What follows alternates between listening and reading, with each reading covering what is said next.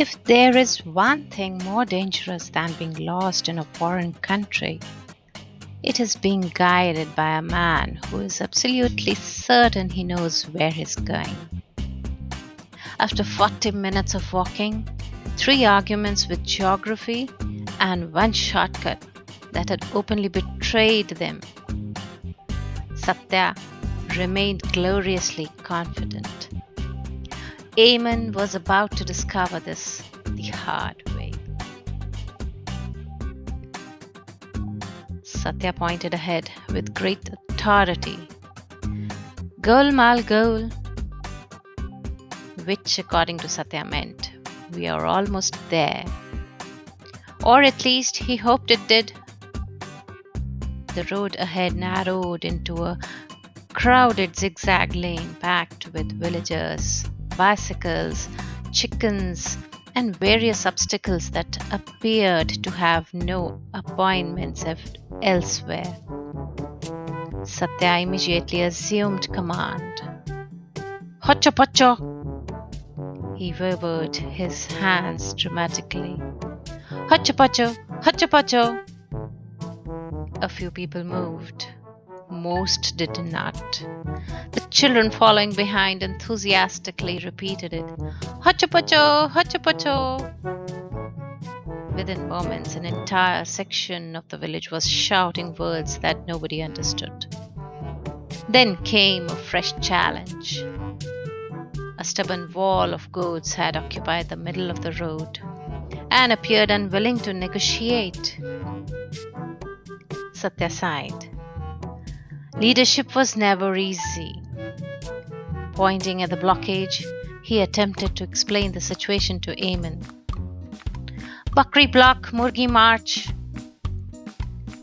Eamonn looked at the goats, then at the chickens, then back to Satya. To his surprise, he understood perfectly. Goat traffic. Satya froze. The foreigner had translated it correctly. For one brief moment, he wondered if Eamonn was secretly a linguistic genius. Then the lead goat stared directly at Satya and refused to move. Hotcho Potcho!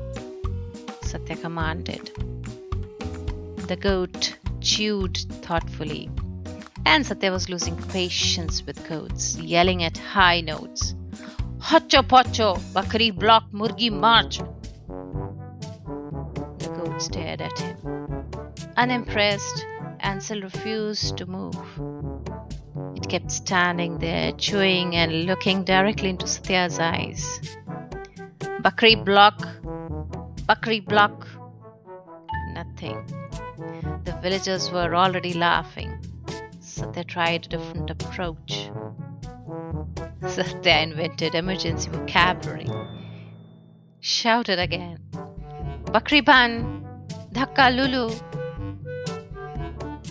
Satya tried diplomacy. Leaning closer, he whispered into the goat's ears.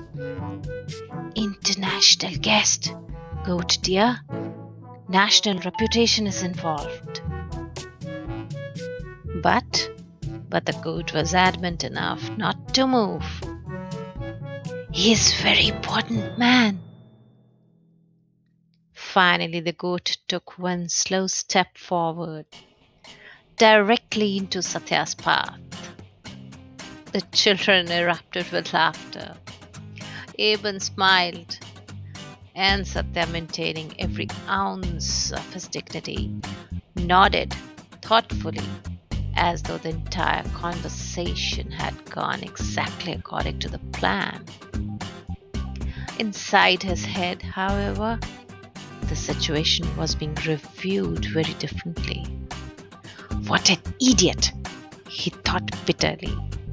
No respect for language, no appreciation for culture, no understanding of advanced vocabulary. The goat, in Satya's opinion, represented everything wrong with modern society. It had ignored Hotcho Potcho. It had rejected Bakri-Block. And worst of all, it had publicly challenged the authority of the founder of Satya's language. The goat sneezed. The village applauded the goat. Satya felt personally attacked. Eamonn, meanwhile, was smiling. To his own surprise, he was enjoying every moment of this absurd journey. Somewhere between the wrong turns, the puddle incident, the chanting children, and Satya's unwavering seriousness, he found himself genuinely impressed. Not by the language, perhaps, nor by the navigation, certainly nor by the goat's diplomacy, but by Satya himself. Most people became embarrassed when they were wrong, but Satya simply became more confident. Every mistake turned into a lesson. Every misunderstanding became a performance. And somehow, despite the chaos surrounding him, he continued marching forward with the conviction of a man leading an international delegation rather than a confused tourist. Eamonn could not quite decide whether Satya was genuine genius, a comedian, or a public safety concern. Either way, he was rapidly becoming his favorite guy. Not by accuracy perhaps, but by the sheer confidence with which Satya navigated confusion, turning every mistake into performance. Satya was still struggling to find his way through a stubborn cluster of goats, waving his hands and issuing authoritative instruction in his language, while Eamonn followed behind, smiling quietly at the chaos. Rasgulla gora hayya hayya, Hotcho Potcho, Hotcho Potcho. Around them, villagers either mocked openly or stood waiting in eager anticipation, as though lined up for a performance. Everyone was holding back their laughter, clutching their stomachs, ready for the next punchline, curious to see what Satya's language would attempt to explain next. And the children instantly copied Satya's words for self-entertainment.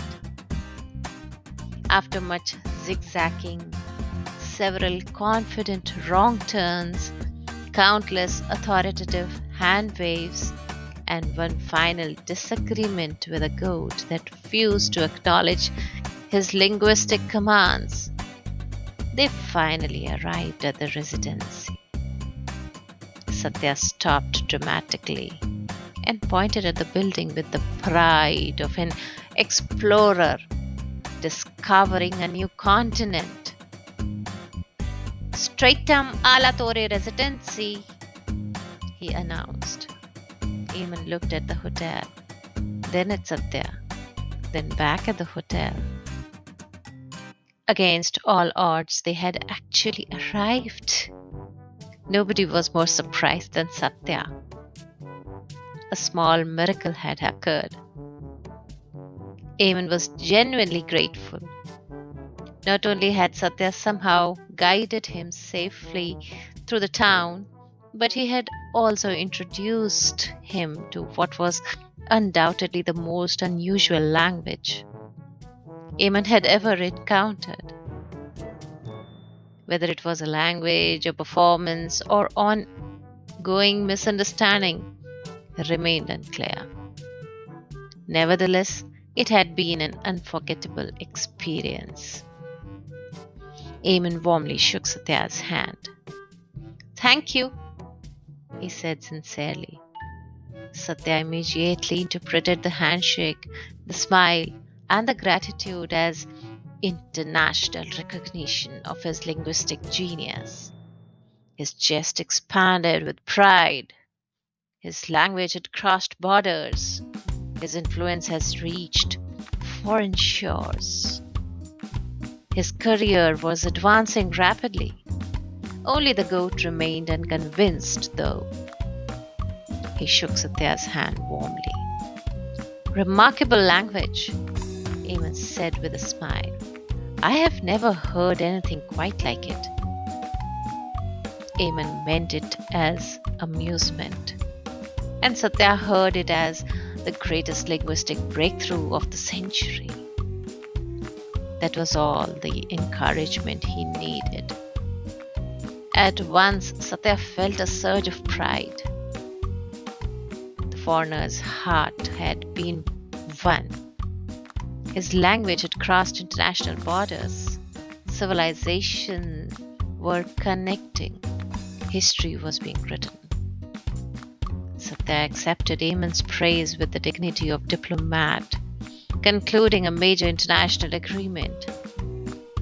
His chest swelled with pride, his chin rose slightly higher, and for a brief moment he considered whether a statue might someday be erected in his honor. In response, he offered the highest expression of gratitude known to his language. "Thanku bunku boom!" Eamonn laughed. To Satya, this was the further proof of success. The language was working beautifully. After a brief pause, Eamonn casually mentioned that a friend of his would be arriving the following morning around 8 o'clock. "She may need help finding her way around," he said with an innocent smile. "Perhaps the same expert guidance you provided me." Satya nodded thoughtfully, and his brain instantly began producing nonsense. A foreign student, his first international disciple, then a second, then third, then perhaps an entire foreign batch. "Welcome to the International Institute of Satyan Linguistics." The words appeared before his eyes. A large campus, thousands of students, professors teaching Hotcho Potcho 101, research departments devoted entirely to Bakri-Block studies, annual conferences on advanced Lefty-Loo Righty-Laa theory. Somewhere in the center stood a towering bronze statue of Satya, honoring the father of a revolutionary language. Below it stood the goat, preserved for eternity, so future generations could witness the only creature brave enough to oppose him. The actual hotel had played no role in his success. Somewhere near the end of this magnificent plan, he also imagined his marriage. His future student would naturally become the finest speaker of Satya language in the world. Together they would travel from village to village, teaching phrases such as Hotcho Potcho and Bakri-Block to grateful audiences. Children would chant his words, foreign scholars would study them, universities would debate them, the goat would finally apologize. Satya smiled to himself. The future looked extraordinarily bright. Unfortunately, reality had already begun making other plans. And somewhere in the darkness, common sense quietly packed its bags, boarded the next available bus, and left Kanakdhara forever. If Satya's linguistic genius has managed to make you laugh, don't keep the laughter trapped at home. Share the story with someone who could use a smile, and subscribe to the channel